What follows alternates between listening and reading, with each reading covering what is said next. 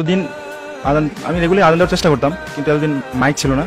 তো এটা আমার কাছে খুব খারাপ লাগতো। আমাদের সবার মনে একটা প্রশ্ন, আমাদের মাইক নেই কেন? মিনার আছে কিন্তু মাইক নেই কেন? তো এতদিন পরে এটা জানা গেল যে এখানে কারো একটা শ্রেণী ঘুমের সমস্যা হচ্ছে বা প্রশাসনিক জটিলতা আছে। তো বৈষম্যবিরোধী ছাত্র আন্দোলনের পরে যখন ছাত্র জনতা, একদম সাধারণ ছাত্র যারা এতদিন যারা কথা বলতে পারতো না কোনো বিষয় নিয়ে, হলের কোনো বিষয় নিয়ে, তারা এখন কথা বলে স্যার কাছে একটা বিষয়টা দাবি জেনে মাইক নিয়ে আসছে। তো দীর্ঘদিন মাইক নেই, এতদিন পরে মাইক আসছে, তো আজান দিয়ে আমার কাছে ভালোই লাগছে।